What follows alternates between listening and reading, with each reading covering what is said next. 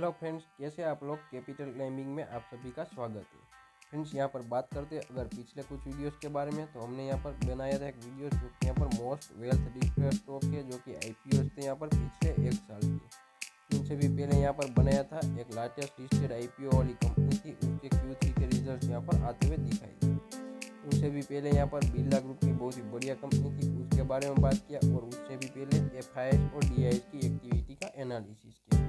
तो फ्रेंड्स, आपने इन सभी वीडियो को नहीं देखा तो कैपिटल क्लाइंबिंग चैनल को सर्च करके ज़रूर देखिएगा, क्योंकि फ्रेंड्स आपको मिलती है यहाँ पर लेटेस्ट और जेन्युइन इन्फॉर्मेशन, जिससे जो आप अपनी ट्रेडिंग स्ट्रेटेजी और स्टाइल को एनहांस कर सकते।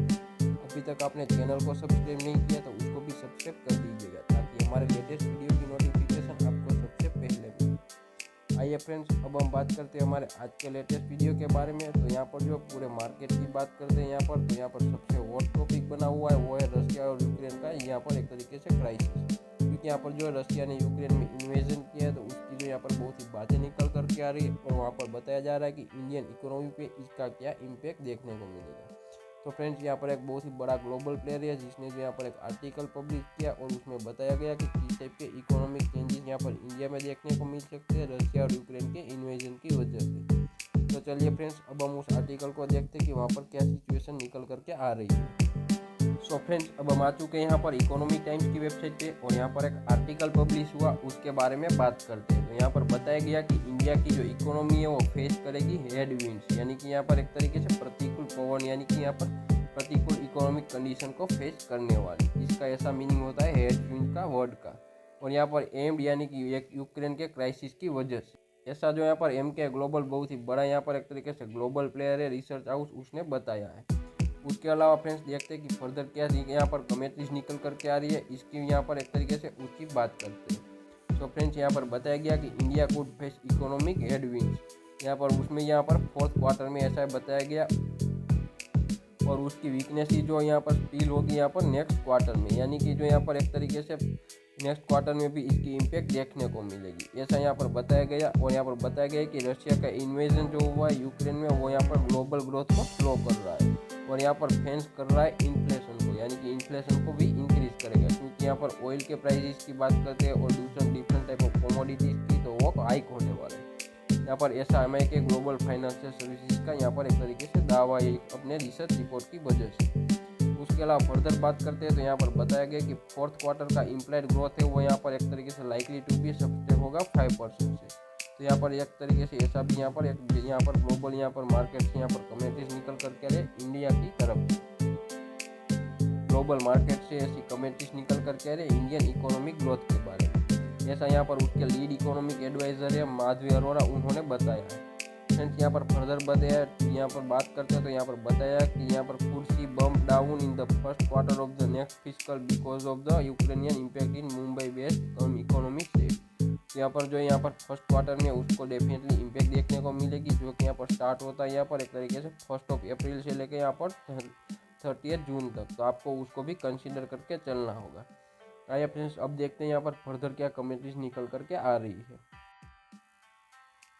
और फर्दर यहाँ पर बताया गया कि इंडिया ने जो यहाँ पर लोअर इकोनॉमिक ग्रोथ देखा है प्रीवियसली फोरकास्टेड के बेसिस पे, क्योंकि प्रीवियसली जो फोरकास्ट हुई थी उनसे यहाँ पर लोअर इकोनॉमिक ग्रोथ देखने को मिला, और उसका भी रीज़न बताया बिकॉज ऑफ इंटरप्शन यहाँ पर एक तरीके से देखने को मिला latest wave of corona virus और उसके केसेस की वजह से। और यहाँ पर रिस्क अमाउंट भी यहाँ पर हाई होता हुआ दिखाई दिया कमोडिटीज़ के प्राइजेस बढ़ने की वजह से। और फ्रेंड्स, यहाँ पर रशिया यूक्रेन का इन्वेजन हुआ, तो उसमें जो यहाँ पर इट विल एक्सपांड हो सकता है 8.9% फ्रॉम द ईयर एंडिंग मार्च, यानी कि मार्च तक जो यहाँ पर एक तरीके से उसका भी यहाँ पर कमोडिटी प्राइस में भी अभी जो एक तरीके से यहाँ पर अपसाइड दिखाई दे रही है अकॉर्डिंग टू दी डेटा, यानी कि डेटा जो रिलीज हुए यहाँ पर मंडे को स्टेटिस्टिक्स मिनिस्ट्री के। तो वहाँ पर जो यहाँ पर is slower then the government projected 9.2% expansion. यहाँ पर जो एक तरीके से उसमें भी बताया गया कि यहाँ पर एक तरीके से इकोनॉमिक ग्रोथ थोड़ी सी यहाँ पर स्लोअर दिखाई दे रही है गवर्नमेंट के प्रोजेक्शन के हिसाब से बेसिस पे, क्योंकि यहाँ पर कोरोना की लेटेस्ट यहाँ पर वेव आई, तो उसमें जो यहाँ पर बहुत ही ज़्यादा इकोनॉमिक एक्टिविटी डिस्टर्ब होती हुई दिखाई दी।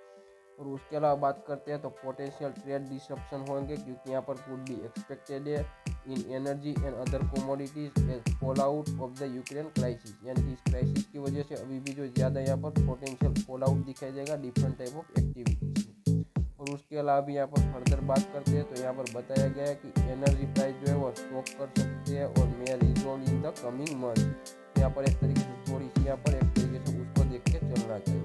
And may not leave a lasting mark in the India's growth, यानी कि उन्होंने ऐसा यहाँ पर बताया। तो फ्रेंड्स यहाँ पर MIT की बात करते हैं तो वो यहाँ पर एक्सपेक्ट करते हैं 82.7% growth in the March ending 31/2023 की। तो यहाँ पर 23 में 8.7% की यहाँ पर की जो यहाँ पर इंडिया में इतना ग्रोथ देखता है यहाँ पर एक तरीके से ईयर ऑन ईयर बेसिस पे, तो वो भी यहाँ पर बातें निकल करके आ रही है। और यहाँ पर यह बात चेंज भी हो सकता है जियो पॉलिटिकल टेंशन की वजह से, क्योंकि यहाँ पर जो है सिचुएशन एक तरीके से यहाँ पर करंट सिचुएशन के बेसिस पे यहाँ पर एक ग्रोथ दिखाया जा रहा है। तो यहाँ पर इसमें चेंजेस आ सकते हैं यहाँ पर जियो पॉलिटिकल सिचुएशन के हिसाब से।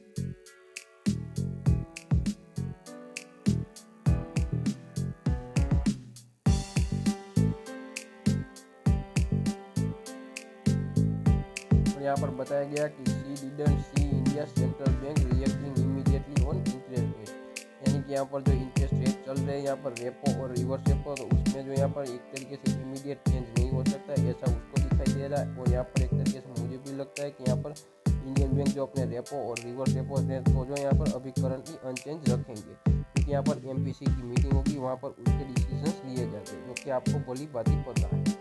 उसके अलावा फर्दर बात करते हैं तो यहाँ पर जो उसकी बैंक की पॉलिसी वो फ्लेक्सिबिलिटी की है to push repo rate rise after सितंबर। यहाँ पर सितंबर के बाद यहाँ पर ऐसी सिचुएशन देखी जा रही है कि रेपो रेट में थोड़ी सी हाइक देखने को मिल सकती है, तब तक जो कि यहाँ पर रेट जो है अनचेंज रहने वाला है। और द करंट जो यहाँ पर रियल रेट दिखाई दे रहे हैं इंडिया लुक क्वाइट रीजनेबल है वर्सेस इमर्जिंग मार्केट्स। यहाँ पर जो थोड़ी सी फेवरेबल सिचुएशन है अपनी सेंट्रल बैंक की तरफ से, क्योंकि यहाँ पर जो उसको अच्छे से कंट्रोल और मैनेज किया जा रहा है। और यहाँ पर बैंक भी जो अपना यहाँ पर एक तरीके से रुख रखेगा, क्योंकि MPC की मीटिंग होगी तभी उसमें बात भी निकल करके आएंगी, तो आपको उसको ट्रैक भी करना चाहिए। तो फ्रेंड्स ये बातें निकल करके आ रही थी कि यहाँ पर किस टाइप की सिचुएशन इमर्ज हो सकती है कमिंग फ्यूचर में, तो मैंने आपके साथ शेयर किया। तो फ्रेंड्स आपको इस वीडियो के ज़रिए कुछ हेल्प मिल रही है या फिर आपके नॉलेज में कुछ वैल्यू एडिशन हो रहा है तो हमें शेयर, सब्सक्राइब और लाइक कीजिएगा। मिलते हैं अगले वीडियो में।